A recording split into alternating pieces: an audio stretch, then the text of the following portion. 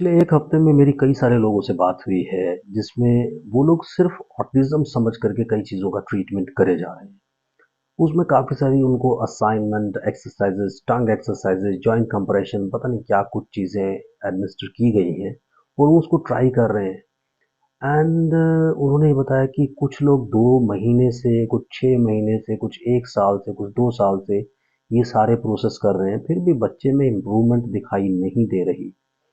तो जब detailed history ली गई और बातें डिस्कस की गई तो ये जानने को मिला कि या तो उनमें एक सिंपल रेग्रेशन था और या फिर विलफुल विलफुल विड्रॉल था। तो जब ये दो चीज़ें होती हैं जिसके बारे में हमने पिछले वीडियोस में भी डिस्कस किया है, तो इन चीज़ों को हम लोग कैसे डिफरेंशिएट करें, कैसे आगे बढ़ें और क्या ट्रीटमेंट स्ट्रैटेजीज होनी चाहिए, इसके ऊपर डिस्कस करना बहुत इंपॉर्टेंट है। अदरवाइज आप लगातार ऑटिज्म मान करके चीज़ों को ट्रीट करते रहेंगे और बाद में जाकर के आपको पता चलेगा कि ये तो ऑटिज्म था ही नहीं, हम जिसे ट्रीट कर रहे थे। तो आपको कम से कम ट्रीट करने के लिए ये तो पता होना चाहिए कि ट्रीट किस चीज़ को करना है। अब अननेसेसरली सोचिए, सिम्टम जितने भी फीवर्स होते हैं सब में सेम होता है कि फीवर आ रहा है, किसी को टाइफाइड होता है, किसी को डेंगू होता है, किसी को मलेरिया होता है, किसी को सिंपल कॉलरा होता है, किसी को सिंपल वायरल होता है।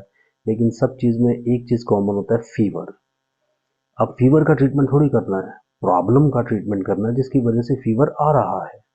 सो अगर प्रॉपर डायग्नोसिस नहीं होगा तो आप ये समझ के चलें कि ट्रीटमेंट भी आपको प्रॉपर कभी नहीं मिलेगा। और यही चीज़ देखने में सबसे ज़्यादा डिस्टर्ब करती है कि यार तुम ट्रीट क्या कर रहे हो। Lack of professional knowledge. लोग बैठे हैं, बहुत बड़े बड़े सेंटर्स भी चला रहे हैं, लोग बैठे हैं बहुत सारा यूट्यूब पे भी ज्ञान दे रहे हैं, लेकिन डायग्नोज क्या कर रहे हो भाई। पहले डायग्नोज ठीक करो, चीज़ों को देखो कि क्या क्या इन सब चीज़ों में ये सब चीज़ें रिक्वायर्ड भी है कि नहीं है। सो जब ये सब चीज़ें चलती जाएंगी, आप लोग कहीं ना कहीं गुमराह होते जाएंगे, आपका टाइम वेस्ट होगा, मनी वेस्ट होगा, चीज़ें वेस्ट होंगी और ये सारी की सारी चीज़ें आपको ख़राब करेंगी। चलिए, चैनल को सब्सक्राइब कीजिए, लाइक कीजिए, शेयर कीजिए, पूरी दुनिया में फैला दीजिए। मुझसे कंसल्ट करने के लिए 8168790299 डायल करें, +91 लगा लें अगर इंडिया के बाहर से कॉल कर रहे हैं। इंडियन कंसल्टेशन 1000, इंडिया के बाहर से कॉल कर रहे हैं 3000 रुपीज़ अकाउंट ट्रांसफर देकर आपको मेरा अपॉइंटमेंट ईजिली मिल जाता है। तो बात कर रहे हैं कि एग्जैक्ट डायग्नोसिस कैसे बने। देखिए, अगर आपका बच्चा 1 साल, 1.5 साल, पौने 2 साल तक सब कुछ ठीक चल रहा था और उसे कोई सीजर नहीं आया, कोई हाई ग्रेड फीवर नहीं हुआ और या फिर कुछ ऐसा साइकोलॉजिकल या इमोशनल ट्रॉमा नहीं हुआ, तब तक आप मान करके चलें कि सब चीज़ें ठीक हैं, कोई ऐसी प्रॉब्लम्स नहीं है। It is a simple deviation of attention. और जब आप इस सिंपल डिविएशन ऑफ अटेंशन को ठीक कर लेते हैं अपनी स्ट्रैटेजीज से, ट्रीटमेंट स्ट्रैटेजीज से, तो सब चीज़ें नॉर्मल पे आ जाती हैं।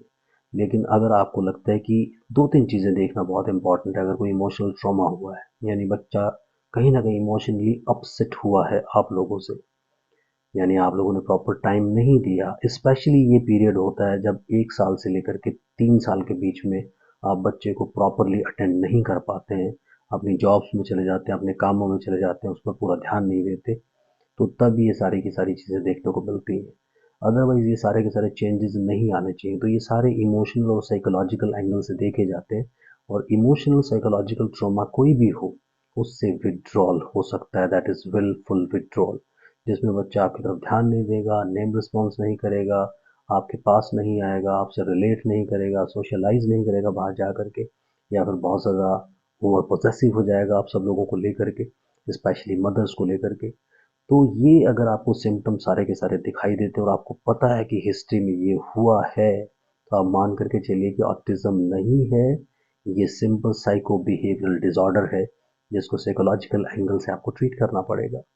उसके बाद अगर कोई ऐसी प्रॉब्लम हुई है, जैसे हाई ग्रेड फीवर की बात मैंने की, कोई हॉस्पिटलाइजेशन हुई है और कोई सीजर आया है और उसके बाद ये डाउनफॉल आया है, तो आप मान करके चलिए ये रिग्रेशन आया है, मान करके चलिए ये सारा सीजर डिसऑर्डर आप इसको कहेंगे, क्योंकि उस वक्त जो सीजर आया उससे सारी प्रॉब्लम जनरेट हुई।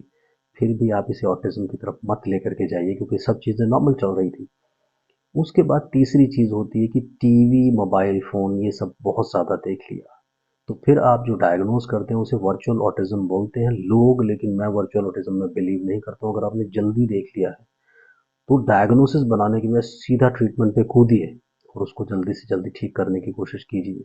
तो ये सारी चीज़ें आपको अंडरस्टैंड करना बहुत इम्पोर्टेंट है डायग्नोसिस के लिए। जब आपका डायग्नोसिस ही सही नहीं बनेगा तो आप कैसे एक्सपेक्ट कर सकते हैं कि ट्रीटमेंट सही हो रहा है। यहाँ आकर के आप फेल हो जाते हैं क्योंकि आप तो अपनी तरफ से पूरा ट्राई करते हैं, लेकिन आपको अब एक सिंपल बात मुझे बताइए, जब आपका बच्चा 1 डेढ़ साल तक सब चीज़ें नॉर्मल चल रही है, हम सीज़र को साइड में कर देते हैं कि कोई सीज़र डिसऑर्डर नहीं है, सिर्फ 2 चीज़ें कंसिडर करते हैं कि आपके बच्चे को मोबाइल फ़ोन या टीवी बहुत ज़्यादा मिला है, सो आप वर्चुअल ऑटिज़्म मान रहे हैं। उसके पहले सब ठीक चल रहा था, अगर उसके मस्कुलर डिफेक्ट होता, यानी उसे कोई न्यूरो मस्कुलर प्रॉब्लम होती, उसके लिए आप टंग एक्सरसाइजेज करा रहे हैं, आप मुंह फुलवा रहे हैं, आप ये सब चीज़ें कर रहे हैं, सूट करता है। लेकिन अगर ये सब चीज़ें हुई नहीं तो न्यूरो मस्कुलर प्रॉब्लम तो नहीं है ना आपके बेटे को या आपके बच्चे को। तो जब न्यूरोमस्कुलर प्रॉब्लम नहीं है तो ट्रीटमेंट किस चीज़ का कर रहे हैं आप? तो फिर आप ये सारी की सारी चीज़ें, मसल्स आप ठीक करने की कोशिश करते हैं, उनका आप कंप्रेशन कर रहे हैं, कभी आप टंग एक्सरसाइजेस करवा रहे हैं, कभी आप ब्लोइंग एक्सरसाइज करवा रहे हैं, कभी आप कैंडल के साथ एक्सरसाइज कर रहे हैं। वाई? क्यों? जब ये सारी की सारी चीज़ें हो रही हैं, यानी आप कॉन्सेप्ट को नहीं समझ रहे हैं। जब कॉन्सेप्ट को नहीं समझेंगे तो ट्रीटमेंट 100% आप गलत ही कर रहे हैं। उसके बाद दूसरा मैंने बात करा इमोशनल ट्रॉमा का, कि जैसे पेरेंट्स से सेपरेशन हुआ या बच्चे बहुत ज़्यादा स्कूल्ड हुए एक लेवल पर आकर के अपनी फैमिली में, यानी पेरेंट्स में कोई ना कोई क्वेरल्स चलते रहते थे, वो लोग झगड़ा करते रहते थे, लड़ते रहते थे, कोई डिवोर्स का सीन बन गया, कुछ और प्रॉब्लम्स आई। तो ये सारी की सारी साइकोलॉजिकल वाली साइड पर लेकर के आपको जाती है, यानी उसने विड्रॉल किया है। आपको अंतर समझना पड़ेगा कि ऑटिज्म है या सोशल विलफुल विड्रॉल है। अगर ये विलफुल विड्रॉल है तो आपको वैसा ही चलना पड़ेगा। यहाँ पर पेरेंट्स की काउंसलिंग की भी इक्वल इम्पॉर्टेंस होती है। जैसा कि आप बच्चे को ट्रीट करते हैं तो बच्चे से रिलेट कैसे करना है, यानी यहाँ ज़्यादा काम पेरेंट्स की काउंसलिंग का होता है। बच्चे का तो जो आप लोगों को करना है छोटा मोटा एक्टिविटीज़ वो ज़रूर करना है, बट जब आप देख लेते हैं कि ये पेरेंट्स की जो एक इंटर रिलेशनशिप है, यानी उन लोगों का जो रिलेशनशिप है उसमें जो क्राइसिस आए हैं, उसके चलते ये सारी की सारी प्रॉब्लम्स हो रही है। यानी मदर इज़ नॉट हैप्पी। जब आप हैप्पी नहीं होंगे तो उतना चीयरफुली आप बच्चे को ग्रीट नहीं करोगे। आप कई बार बच्चे को नॉर्मल वो आपकी तरफ हंस के खेल के आएगा, आप उसे डिजेक्ट कर दोगे, आप उसे धक्का दे के दूर भगा दोगे। तो वो डिजेक्शन जो आता है उसकी वजह से क्या होता है, धीरे धीरे बच्चा आप लोगों से अवॉइड करने लगता है और अल्टीमेटली वो विदड्रॉ कर लेता है। तो जो विड्रॉल होता है चाहे वो विलफुल है, यानी ज़्यादातर केसेस में आप देखेंगे कि ये विड्रॉल विलफुल होता है। जब ये विलफुल विड्रॉल होगा तो आप ये समझ के चलें कि आपको सारे सिम्टम्स ऐसे दिखेंगे कि ऑटिज्म हो गया है, लेकिन एक्चुअली ऑटिज्म नहीं होता। एक्चुअली आप लोगों की गलती होती है जिसको सुधारना बहुत इम्पॉर्टेंट है। यानी अगर तब टाइम नहीं दे पाए तो अब टाइम दे सकते हैं, तो वो टाइम देना बहुत इम्पॉर्टेंट है। रिलेट और कोरिलेट करना बहुत इम्पॉर्टेंट है। उसके साथ साथ आपको कुछ एक्सरसाइजेज बच्चे के साथ एक्टिविटीज़ करनी होती है, वो इम्पॉर्टेंट है। यहाँ पर भी वो न्यूरो मस्कुलर एक्टिविटीज़ इम्पॉर्टेंट नहीं है जो आप बिठा बिठा के करते रहते हैं कि भाई मैंने टंग एक्सरसाइज करा ली है जी, और मैंने ब्लॉक्स के साथ पजल्स के साथ ये कर लिया वो कर लिया, जॉइंट कंप्रेशन कर लिया। क्यों कर लिया? इसमें ये सब चीज़ों की ज़रूरत नहीं, क्योंकि आपके बच्चे के मसल्स तो सब ठीक हैं, बस वो करना नहीं चाहता। यहाँ विलफुल विड्रॉल है, तो उसे ठीक करने की आपको कोशिश करनी चाहिए। तो प्रॉपर डायग्नोज करिए, मेरे कहने का मतलब सिर्फ इतना है। जब प्रॉपर डायग्नोज करेंगे तभी आगे बढ़ पाएंगे। So this is the way. आप चैनल को सब्सक्राइब कर लीजिए। ज़्यादा कमेंट्स, ज़्यादा वीडियोस। Bye bye.